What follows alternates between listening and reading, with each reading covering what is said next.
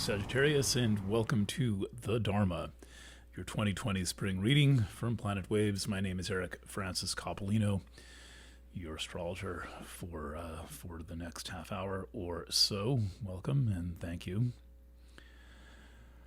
I just want to acknowledge the difficult nature of the times that we're in, and the uncertainty in particular, I think, is the most deeply troubling thing that we're confronted with, assuming, of course, that you're not experiencing some direct health challenge.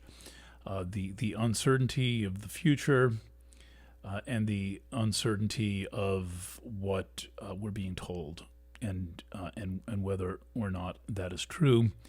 And then when you start to peel into it, there are all these agendas that seem to be operating. Heck, you don't even need to peel into it too deeply to start seeing the agendas operating. In any event, my agenda today is to help you tune into your astrology in these unusually unstable times, and to work with a similar property that is coming through your charts, which is that it's difficult to get a foothold anywhere. It's difficult to get a solid grip on your reality. This is partly due to being born under a mutable sign, and it's partly due to activity in the mutable sign Gemini that is now developing. Gemini being the opposite sign of Sagittarius, meaning that it represents your intimate relationships and other forms of partnership. And then, additionally, it is your response to your environment. It's how you perceive and experience your environment. So let's just take a quick look at your solar chart to get you familiar with it.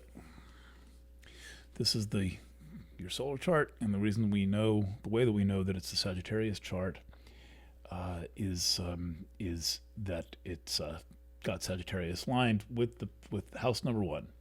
So these are whole signs, and we could read this chart. We could take all the planets out of the chart and say interesting things about any sign based on just the way that the signs line up with the houses. So I just read Scorpio, and Scorpio is like this, and it's a completely different chart because Scorpio has all fixed signs on the angle, whereas you have all mutable signs on the angles, and that represents a relationship to existence. And as part of that relationship, there is this ever-present question in your life about tangibility, about establishing something solid, and the challenge of doing so, whether that something solid represents your relationships or whether that something solid represents the work that you do. It's not always easy for you, and when something solid manifests, it can be quite a interesting missing experience. All right. As you can see in this chart, that there's some quite a bit of activity going on in your opposite sign, Gemini, and this is already happening now, and it's already representing, even though the retrograde begins in 13 days from now, the activity in Gemini already represents a shift in your environment and a shift in the way that you are experiencing people. And at the moment, that is not making it feel any easier to have something solid and tangible to hold on to. Particularly in the realm of interpersonal relationships, there is this sensation that the purpose of relationships is different the actual lived reality of the purpose of your relationships is different from the purpose that you have ascribed to them over time. And there's a resounding message to make sure in service of something tangible and real, to make sure that that you are working with the reality of your situation, and not with a fantasy concept of your situation. It may at times not be easy to draw the distinction between the fantasy and the reality, and you should be able to tell what's going on based on your frustration level, and then whether you are actually feeling intimacy and contact and closeness in a way that settles you and soothes you, rather than in a way that agitates you and leaves you needing more. So the thing that you're looking for is a centered space, a centered ability to hold your awareness and to have a real experience with someone, rather than an imagined experience. And in service of that project, one of the things I suggest that you do through the course of this Venus retrograde, which looks like this, by the way. Keep putting the book down. Venus begins here, conjunct Vesta and Aspolas, and retrogrades back to about there, and then turns back direct. And by that time, Vesta's moved on, and then there'll be a Venus-Vesta conjunction in Leo later in the year. Know when you're making up stories about your relationships. Know when you are attempting to impose the fantasy onto the physical lived reality. That will very likely be frustrating and disillusioning, and also come with a sense of loss and sacrifice. And so one of the ways you know that you're making contact with the real reality of your relationships, as opposed to the constructed fantasy reality of your relationships or illusion of your relationships, is because you actually feel the contact, and you're not having to ascribe a lot of meaning. And this may be unsettling, because when you begin to make contact with someone and allow them in, then there is nowhere to hide. And when you are weaving a story, there's lots of places to hide, because the story may or may not have elements of truth in it, but it's still it's still a story, and there's all kinds of wrinkles and nuances and places where you can sort of insulate yourself from who someone really is and from who you really are. There are many other developments going on in your astrology that are attempting to teach you the art of grounding yourself. It is one of the most challenging things to do for someone with strong Sagittarius in their chart, to ground themselves on and into the earth. Some can do it very well. Some have learned. We happen to live in particularly ungrounded times. We live in disembodied times, and these facets of our life experience do not make it easy to have solid contact with the ground, with the earth, with your body, and to hold your locus of identity inside yourself instead of letting it fly outside yourself and projecting outside of yourself. And so one of the things you want to do is keep bringing your locus of identity inward toward you over and over again. And there is astrology that is going to help you do this. And this is about mostly how you handle your emotional relationships, and then how you handle your creative movements or your artistic, inclinations. And for anyone, well, who has developed artistic abilities, whether that's writing or music or painting or photography or anything, even gardening, it's important now that you do them to keep your connection to yourself and to the material plane, which includes the earth and the ground that you stand on.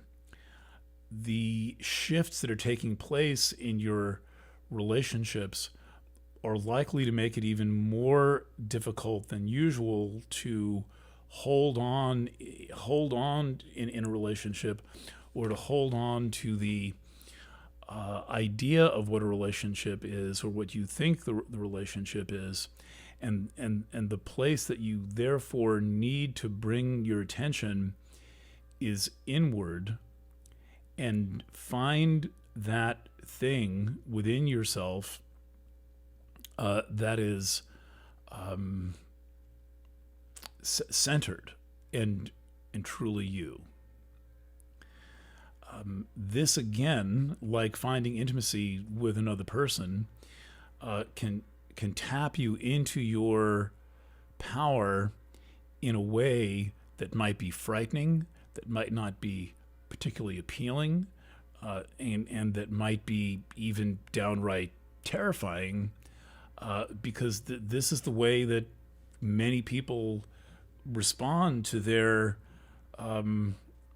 experience of their own power. And there's a reason why we humans are so inclined to give our power away, and that has a lot to do with being afraid of it, and that has a lot to do with being afraid of making the discovery of who we are, and with that comes this revelation that so much else was wrong. And so one of the things that you would greatly benefit from doing is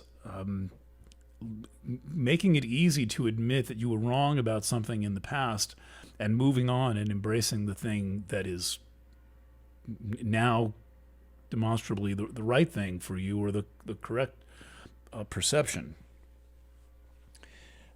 There is so much going on in your internal life. If you'll notice that almost all the points I'm using, which are, a combination of the famous ones like Chiron and Uranus and Saturn and Jupiter, and a bunch of more esoteric ones like Eris is halfway on the line, and Pholus, and this kind of, all below the horizon, and relatively little above the horizon, except for the Venus retrograde. Right, so you can think of the Venus retrograde as being a thing that, among other important functions it has, is showing you something on your projection screen that is revealing of who and what you are, and who and what you're becoming. And humans tend to be storytellers and myth makers. And every time you turn around now, you see the word story on something. Like, this is my story, and this is our story. Like every website except Planet Waves has a thing that says, our story, our story. It's like, oh, and that's supposed to be a good thing. The problem with stories is they're stories. They're not necessarily the product of investigative reporting. They're not necessarily the best attempt at straightforward documentation. And so I want to propose a certain caution around the idea and the use of story, and any time you see or feel or experience that come up, or any time that you feel inclined to tell a story or to tell yourself a story, ask yourself, is this really the truth? Is this really real? And in particular, when it comes to stories about relationships, including relationships past and relationships present, and your concept of what you want in a relationship, which could have something to do with both the past and the present. So it involves all of the basic dimensions of time as we inhabit it. There is a big review coming in terms of what your partnerships in previous times have been about. I say this because the two retrograde inner planets. I'm not for the moment counting Mercury, because that's just basically retrograde 3 times a year, and the Mercury retrograde effect is in effect half the time. Venus and Mars are retrograde much less. Therefore, the retrograde effect of Venus and Mars is in effect much less of the time. And so these are kind of special occasions that are mentors or teachers, and both of them happen in houses that are associated with sex and relationships. The 7th house here, which is your main house of relationships and partnerships, and therefore can have a lot to do with sexuality, and the 5th house, where Mars will be retrograde much later in the year, between, well, not so much, but a little later. This begins in technically in September, but the arrival of Mars in Aries in July gets the whole process going. And so the two houses where fairly rare interplanet retrogrades are happening are houses that are associated with your contacts with lovers, partners, and collaborators. And the retrograde represents two things, and pretty much in the case of any retrograde, but especially Venus and Mars, it represents a kind of an introspective quality, because the polarity of the planet is flipped, and then secondarily it represents a review of the past, which is of course in itself introspective, and requires a degree of honesty about one's history and one's journey. And I would suggest that you focus a study in the way that your ideas about relationships have or have not worked for you, have or have not served you, and have or have not served your happiness. And I would propose that you not be too attached to your ideas. People can be attached to ideas that just don't work at all for them, and yet they're still, for some reason, they're attached. And there's there can be all manner of hooks, and whether it's emotional hooks or past life hooks or karmic hooks or whatever it might be. That the first step to working this out is a bold honesty in recognizing your ideas, and then asking yourself whether they work, and then asking yourself, well, maybe there's something better here. Maybe there's another idea that will work, and I would propose this. You need simple ideas, not complicated or convoluted ideas about relationships. A simple idea about relationships can be relationships. I want intimacy in my life to feel happier.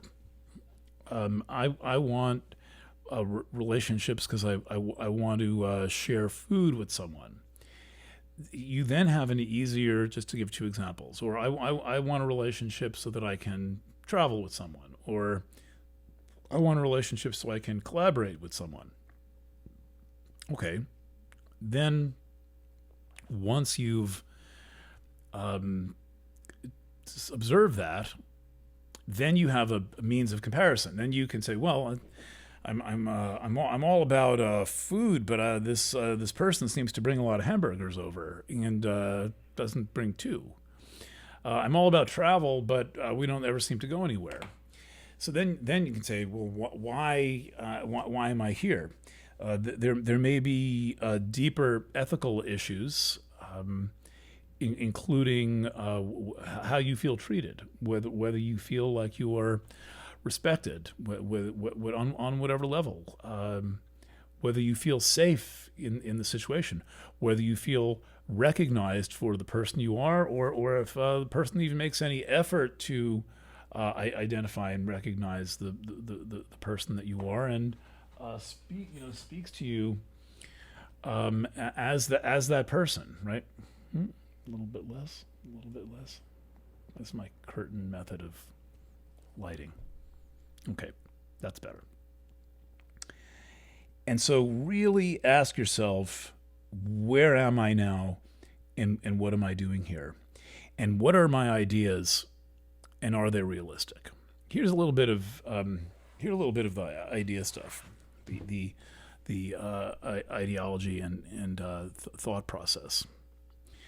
Much of the most interesting, beautiful, intense, and even challenging astrology is happening for you in houses 2 and 3.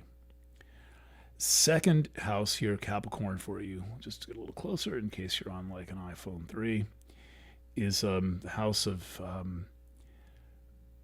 basically of possessions, which includes your self-respect. What some would call self-esteem. I'm gradually growing away from that concept. I think of the second is more about self-respect and the value that you put upon yourself. And there's a lot happening there, and there's really quite an earthquake happening there. And this began some time ago, but it really came to a peak earlier in the year. And one of the most important elements of the respect and values question involves the matter of your family, which is often a Capricorn type of structure. So you have Capricorn there because it's the second sign. Sag first, Cap second, Aquarius third. I'm going to focus on those for a second, and then we'll just take this kind of straight around the houses. Are you thinking your own ideas, or are you letting people who you consider authorities and who you consider to be powerful think for you?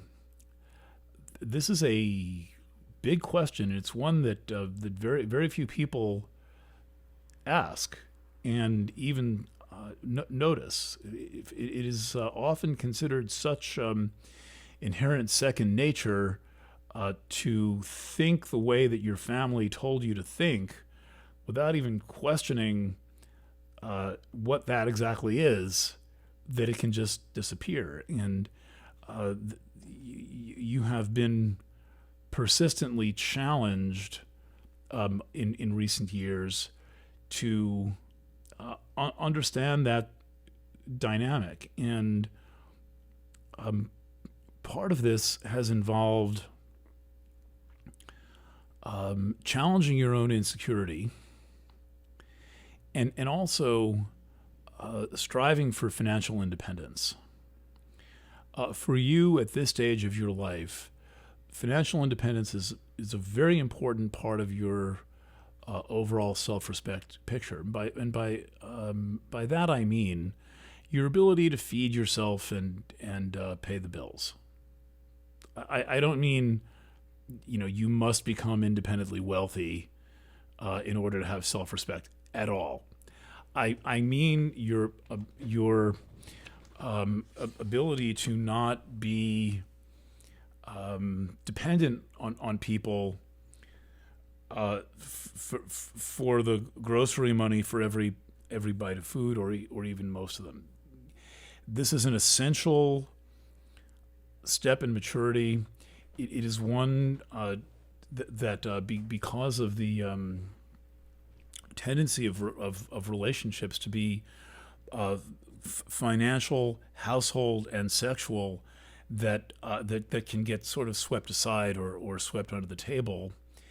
But in any event, the more you focus on a self-reliant quality, this includes emotionally, and it also includes for your ideas about yourself, and whether or not you respect yourself if you don't think someone else does.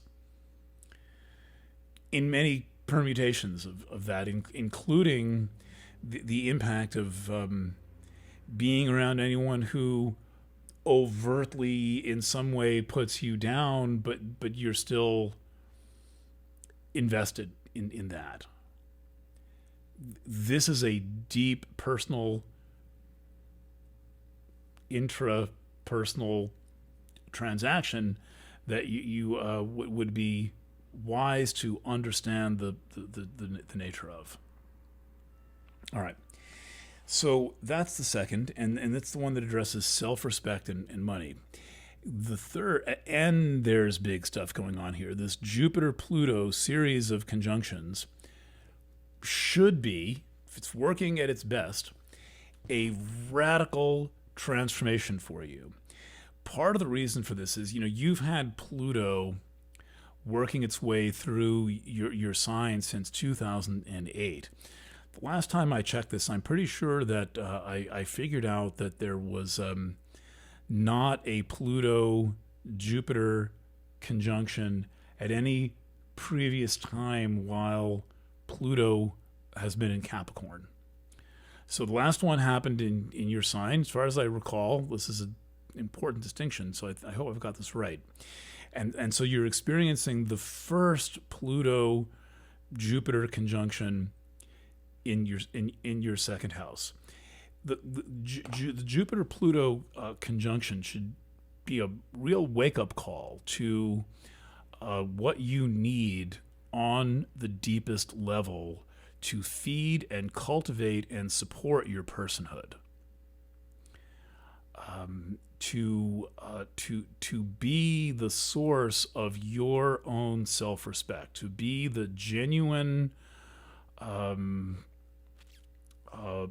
soul force that is within you, irradiating and illuminating and informing you from the deepest internal level, and the conjunction of your ruling planets at Jupiter and Pluto, this driving evolutionary force, is a spiritualizing series of events. That is really the only way that I can describe it. And ultimately, when we get down to matters of things like self-respect, that is a spiritual issue that no one else has a right to infringe upon. And if you make contact with your inner guide, you will find your true self-respect. Okay, let's consider house number 3. House number 3 is your mental patterns. Sagittarius is a mutable sign. Sagittarius is also about ideas. There's the thing that I I don't think I've ever played this on Planet Waves FM, but it's quite adorable. It's Jim Morrison at some concert And he's in the groovy, super groovy 60s, and he says, you know, they say that you can see him striding around on the stage with his shirt off. Sagittarius is the most philosophical sign, and some of the girls cheer because they have this idea that he knows what he's talking about. I mean, and Jim Morrison is the very embodiment of Sagittarius, the most philosophical sign. But then he says, you know what I think? What? Astrology is a bunch of bullshit. And then the girls boo. Okay. What's that?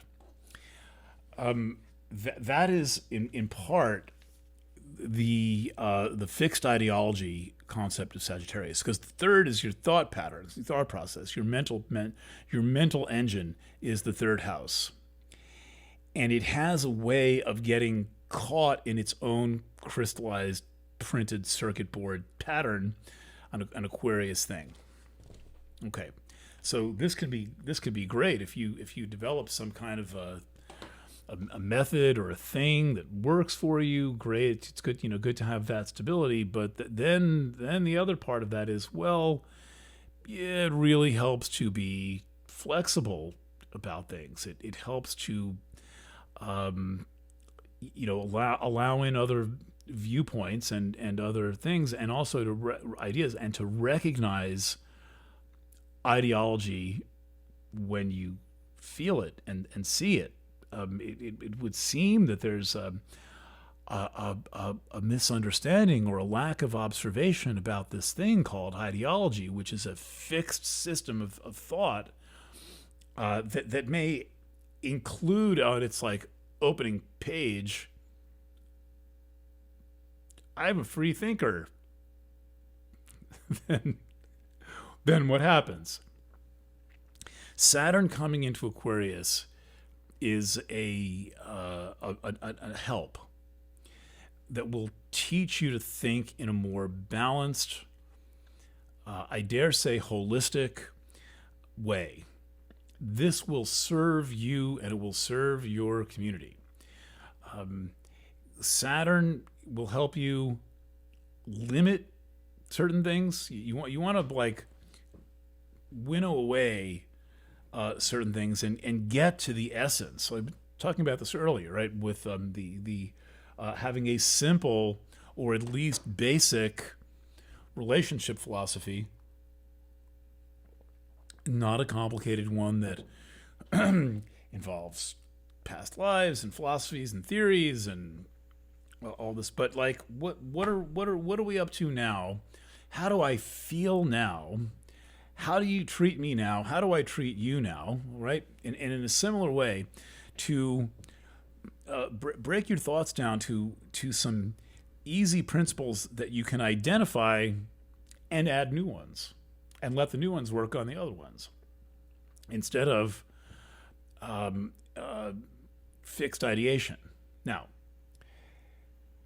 this may or may not be true for you, and everyone evolves and changes, but all I'm suggesting is that just, looking at this as a chart, not as a person, since all I have is this nifty thing that I drew 10 minutes ago, is that your chart suggests that you have an ideology thing, and that Saturn is saying, all right, why don't we even consider just bulldozing the whole thing and starting over again, and making a new ideology. Because Saturn wants to clear space, and it would be wise of you to clear space, because after Saturn Saturn is kind of getting you familiar with the territory of clearing space. You get to clear a little space, 2 degrees of space, and then Jupiter, your ruling planet, which we've just mentioned, as going through this series of conjunctions to Pluto, this spiritualizing thing about connecting with your soul and connecting in a deep way, and kind of another way I would say it is reaching the common ground that you share with the human race. A very important theme in all of your relationships, by the way. I could bring another planet into this, but this seeking the common ground with the human race Jupiter Pluto, and then Jupiter moves into Aquarius, your ruling planet changes signs, and it forms a conjunction with Saturn. And this is momentous. This is revelationary. There is some new, different, necessary, beautiful, significant idea that you are creating in some way, or that's going to come to you. So, break it down.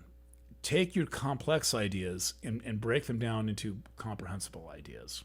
One of the themes of this reading that's come up in every sign, I haven't mentioned it much for your sign, is language and the ability to express yourself, the ability to say what you think and what you feel. Now, you have large thoughts and complex thoughts and deep thoughts and somewhat exotic thoughts, and all that may not lend itself to easy expression, but I would propose that you not be satisfied with thinking that you know what you're thinking, but rather that you evaluate on the basis of whether, when you create speech and ideas, that someone understands you well enough to resonate emotionally, and then state it back to you in a way that you resonate with. Following me? So that the test is, part one, whether you can communicate the idea, but part two, whether the idea is communicated back to you in a coherent and cohesive way. And this is really the only way to know whether you're on the same page with someone. There may be people who are going out of their way to make themselves feel understood to you, who with this Venus retrograde in the 7th, that this may in part represent someone who wants to assert their reality to you. Now the question is, are you hip to that? Are you tuning into that? And when you state what you think their reality is, do they state it? Do they agree with that? Are they saying, yeah, that actually is what I feel. That actually is what I notice. That actually is what I experienced about our journey together. A couple of other things. Big changes in the realm of work, and they're exciting changes. This is seen two ways. One is Uranus going through your 6th house of work, which you like to be stable, which is now transforming. Listen to the Taurus reading. There's some esoteric spiritual bond between Sagittarius and Taurus. I call it the Sagittarius phenomenon, and I somewhere between once a week and once a month, just make this joke back to people who are like, yeah, I'm Taurus and I've always got Sagittarius people, or I'm Sagittarius, I've always got Taurus people. Very compatible signs. And for you, one of the things that Taurus represents to you is the nature and meaning of your work. This is, like other things in your life, under a radically transformative influence. Let that be. Let that change. Let in new ideas about what you do and what you want to do. Be willing to experiment with what you do and what you want to do. And let the experiment go on for a while. Let it potentially be a radical experiment. And let it be one where that's the point of an experiment, is you don't know the outcome, and then where you study and evaluate the outcome. The other important location for study of work and calling is the 10th. Somewhere I've got a great series of articles on the relationship between the 6th and the 10th. This is buried on some Planet Waves website from 2004 or something like that. From the Jonathan Caner era. It may be in that archive. And the 6th and the 10th make a great study in the approaches to work that we take in our society, and the orientations toward work that you can have. And the 10th is more the 6th is more the daily actual activity, in the laboratory, and the 10th is what you aspire to, and what calls you, what summons you, and what you're known and respected for. And you've got this little mysterious point up here called trans-Pluto. It doesn't have a body. It has an orbit of like 800 years. So it's basically a calculated hypothetical point. But the thing that it's about is integrating holistically all that you do. And so the message there is to make sure that you are working in service of, and also served by, this quality of integrating all of your efforts, and recognizing that things are not over there and over there, but they are together, and that if they are over there and over there, the first thing you're going to do is to start getting them to communicate. If you've got two wildly diverging things, to start to bring them into the same space, to bring them into the same environment, and to not leave any part of yourself out of anything that you are doing. And and by that I mean, you don't have to let if you're like a fruit expert, and you're also the glass specialist at an engineering firm, having the bowl of fruit on the table may be adequate. Even things that are completely different, integrate and bring them together. More likely, it's going to be different interests. It's going to be, I believe Noam Chomsky is a Sagittarius. I can't imagine him being any other sign. So let's pretend. And he is one of the world's most famous linguists for his concepts of linguistics and his work in linguistics and politics. He's the dean of the American left. Most people know him as the dean of the American left. They don't think of him as a linguist. And he asserts that there is no relationship between linguistics and politics. And I want to meet him someday. He's pretty old, and I don't know if he is going to be speaking much anymore. Say, the thing about politics is it's all in language. Don't you think maybe the structure of language informs the nature of politics? Ooh, that's a scary thought. So it could be helpful. So, bring those seemingly different things together and let them inform each other, and let them teach you about the nature of your reality and the nature of reality. All right, thank you for listening. And I'm going to begin the weekly horoscope now. I've done 3 of these readings today, and my voice is feeling it, so I will resume tomorrow, good Lord willing. All right. Thanks for tuning in. Don't forget to watch your rising sign if it's not Sagittarius. And should you feel there's someone who will benefit from this or one of the other videos, please do show it to them. Okay, that's all for now.